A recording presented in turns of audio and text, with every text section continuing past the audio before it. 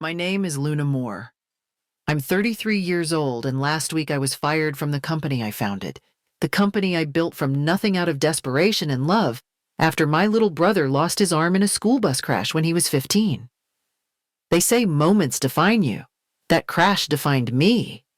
I was still in grad school for mechanical engineering, still trying to figure out what I wanted to do, but when I saw Ben standing in that hospital hallway, staring at the stump where his right arm had been, my life changed.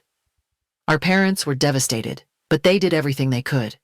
They took out loans, raided savings, and got him the most advanced prosthetic they could afford.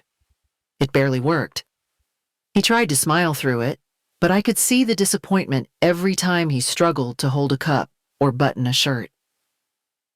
That night, sitting in my apartment, I looked at his face in an old photo from before the accident and made him a promise. I told him I would build him a better arm. Not just better for him, better for everyone. One that moved like the real thing but didn't cost a house. It took years. My professors told me I was chasing a fantasy. My classmates smirked behind my back. I didn't care. I taught myself biosensor programming in the evenings and worked part-time jobs during the day to buy scrap parts. My living room became a lab, my coffee table a soldering station. And then 3 years later, it happened. I slid the 5th prototype over his shoulder. The fingers twitched, then flexed. Ben reached down, took a shoelace, and slowly tied his left sneaker with one hand. Then he looked up at me with tears in his eyes and said I forgot how good this feels. That moment still lives in me. It became the blueprint for everything that followed. I filed patents, applied for grants, and pitched to small investors. I promised we'd sell high-functioning prosthetics at 1/8 the cost of the market standard. I wasn't doing it for profit. I was doing it to keep a promise. Within 5 years, we had shipped 20,000 devices. We won innovation awards. I was on magazine covers. But none of that ever mattered as much as the videos parents sent me of their kids picking up pencils or brushing their hair. Then the cracks started showing. My COO, Laura, wanted to raise prices. She said the market was ready for premium segmentation. She started pushing features behind a paywall. My CTO, Greg, once my biggest supporter, said I needed to let go of idealism. I refused. And then last Thursday happened. I walked into what I thought was a regular board meeting. Instead, my badge stopped working at the elevator. Security was already waiting. Laura didn't even look up as she slid the termination packet across the table. Greg just kept checking his watch. "You're no longer a fit for the strategic direction of this company," they said. That company, my company, the one I built with my hands and sleepless nights, and a promise to a boy who just wanted to tie his own shoes. I didn't speak. I picked up my things, a small photo of Ben and me at his high school graduation, a dried-out plant, the first prototype I ever printed, and walked out the door. It was raining. Of course it was. I stood on the sidewalk holding the box, watching through the glass as they laughed about their next quarterly report. I had never felt more hollow. But I also knew this wasn't over, not by a long shot. It started with a chart. Laura stood at the front of the boardroom, pointing at a projected slide that showed 2 columns, one labeled base model, the other premium line. She talked about market trends, consumer psychology, and revenue optimization. I stared at her, stunned. The words made sense, but the values behind them didn't. She wanted to strip down the core prosthetic, remove the adaptive grip, downgrade the sensory feedback, and cut the range of motion. Then, turn those features into expensive upgrades for a premium tier. I felt my stomach twist. Those weren't luxuries. They were what made the devices feel real to the people who wore them. I raised my hand, quiet at first, then louder. I asked how we could justify taking away what we once gave freely. Greg didn't meet my eyes. He had recruited me to MIT's startup incubator, guided me through our seed round, and sat beside me the day we shipped our first arm. Now he was silent. That silence felt louder than Laura's entire presentation. I pushed harder. I reminded them of what our mission was. Not just what we said in interviews, but what we built the company for. Laura didn't flinch. She said I was emotional, that I was too close to the users, too idealistic. I told her those users were the reason we existed. She laughed. Greg finally spoke. He said the world had changed, that we had a duty to our investors, that accessibility was noble, but it wouldn't scale. I looked around the room. A dozen faces. Some sympathetic, most blank. These were people who once celebrated our work with tears in their eyes. Now they nodded along with Laura like this was just business. The worst part wasn't the disagreement. It was the feeling that I was speaking a language no one wanted to hear anymore. I walked out of that meeting knowing something had shifted. The company I had built on compassion and access was sliding into something colder, slicker, profitable, and I wasn't sure if I still had a place in it. The next morning I swiped my badge at the main entrance and nothing happened. I tried again. Still red. I looked up and saw two security guards walking toward me. One of them offered a weak smile, the kind that says I'm just doing my job. The other held a clipboard. I didn't need to ask. They walked me to my office. I wasn't allowed to touch my laptop. One of the guards already had a cardboard box ready. My name was scrawled on the side in black marker, like I was a shipment that needed rerouting. No one in the hallway said a word. People I had worked beside for years suddenly found something fascinating on the floor or behind their screens. I packed in silence, the photo of Ben at his college graduation, a journal with sketches from our first prototype, my lucky coffee mug cracked at the handle but never thrown away. Laura appeared at the door just as I closed the box. Her arms were crossed. She didn't ask if I was okay. She just told me I was no longer authorized to speak on behalf of the company. Then she smiled. A shallow, practiced smile. She said the industry was small, that reputation was fragile, that I should think twice before trying to re-enter the field. I held her stare as long as I could. Then I turned and walked past the reception desk without saying goodbye. Outside, the city buzzed around me. Cars honked. People laughed. Life went on. I stood there holding that box, surrounded by everything I once believed in. The weight of it all hit me at once. Not just the job, the dream, the years, the promises. I had given everything to build something good.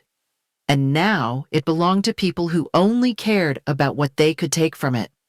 For the first time in a decade, I had no plan, no team, no company. Just a sidewalk. And a choice. I hadn't heard from Nina in almost a year. She was one of the few engineers who stayed behind after I left someone who used to sneak extra lab time with me when we were building our first neural feedback prototypes. Her voice cracked when she called. She didn't even say hello. She just asked if I could meet. Urgently. We sat in her car, parked 2 blocks away from the old office. She looked thinner, older, like someone carrying too much fear. She told me they had started using cheaper plastic polymers. Not just in the base frames, but in joint sockets, the kind that would crack after 6 months of daily use. Then she showed me the reports. It wasn't just bad materials. It was falsified test data. Devices passing trials on paper, but failing in the field. One unit collapsed while a child was riding a bike. Another seized up during a factory shift and nearly caused a hand injury. They were overriding error flags, masking wear tests, and quietly destroying complaint records from users. My breath caught.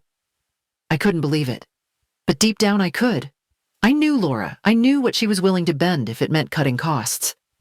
Nina said she couldn't take it anymore, that she'd tried to escalate internally and got frozen out. So she came to me. I wasn't ready. I still felt broken from everything they'd taken, but something in her eyes reminded me of who I used to be, and I knew right then. This wasn't just about revenge. This was about saving people who trusted us, who still uses the tools we made. Over the next few weeks, messages started coming in, quiet ones, from former interns, testers, and 2 assembly floor leads. They remembered what we used to stand for. Some had been forced out. Others stayed to protect what little they could. Now they were ready. Data flowed in, internal memos, manufacturing reports, before and after schematics. Nina found the original designs I had encrypted years ago and confirmed how much had been stripped away. A real pattern was forming, one big enough to expose. For the first time since the day they took everything from me, I felt my hands steady, my heart focused. I wasn't alone anymore, and maybe I never had been. The invitation came through a whisper. The Global Tech for Health Summit, a showcase of innovations in assistive technology. The company was set to present its newest version of its prosthetic arm, polished, rebranded, and riddled with every shortcut we had uncovered. I knew this was the only window, a single moment where investors, regulators, and the media would be in the same room. If we could show the truth, not just with numbers, but with real people, it would be undeniable. I started making calls, quiet ones. One to Marcus, a Marine veteran who lost his left hand in Fallujah. Another to Theo, a concert pianist who used one of our first-gen adaptive hands to return to the stage. And the hardest call of all to Henry's mom.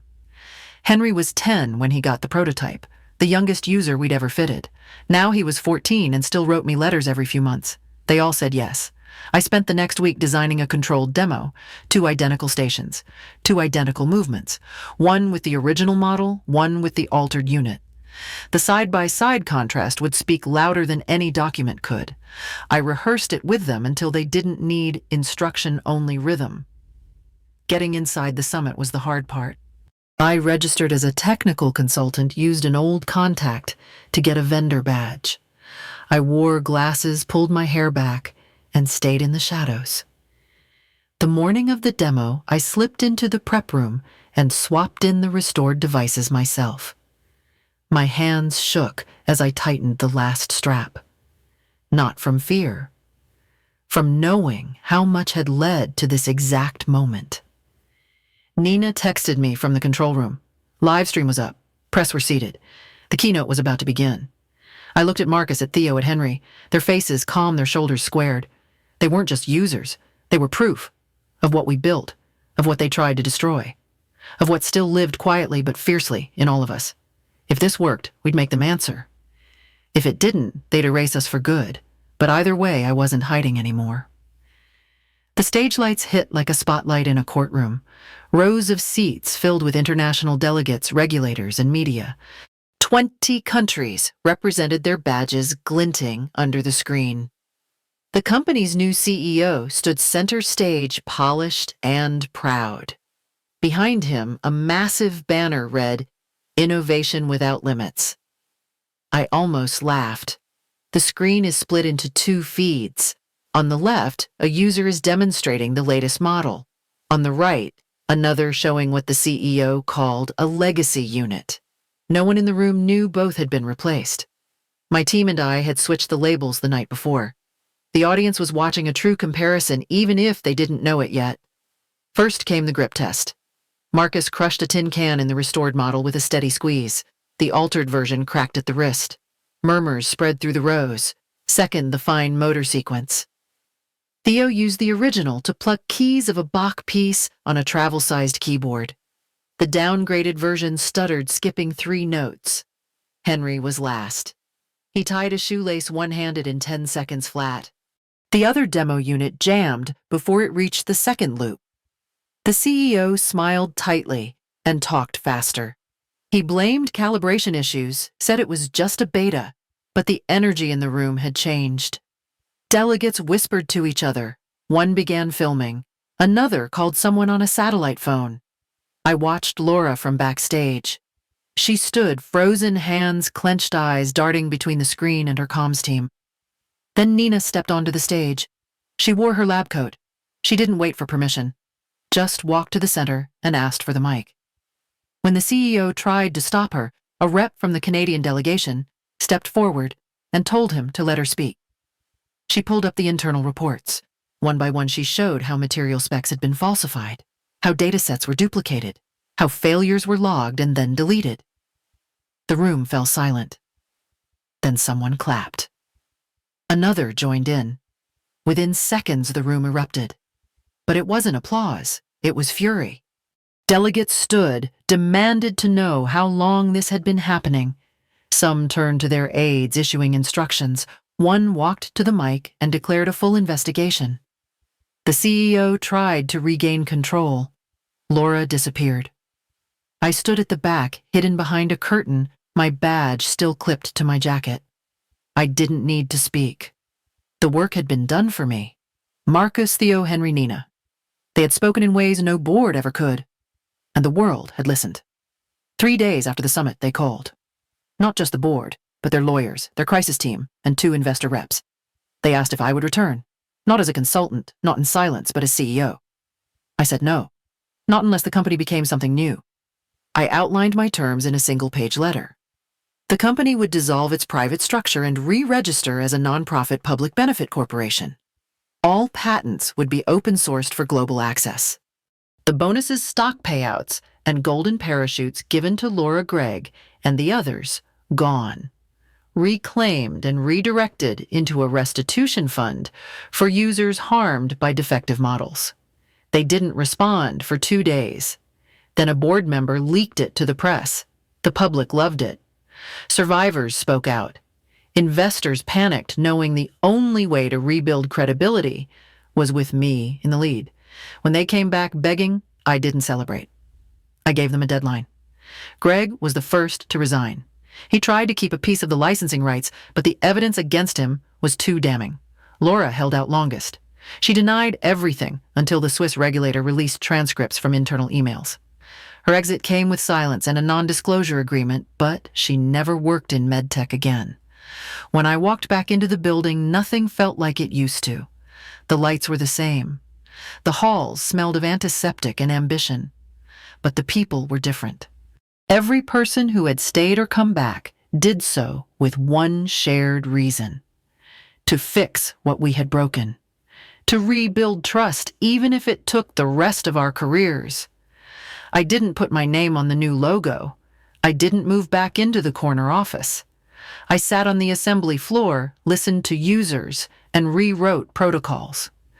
We launched a global repair program and offered device upgrades at no cost to every single user. Our waiting list doubled overnight. This wasn't about redemption. It was about responsibility. What we built could help people for decades or hurt them in silence. I chose the first. And this time, no one would take that choice away again. The sun was just beginning to warm the windows when I unlocked my new office.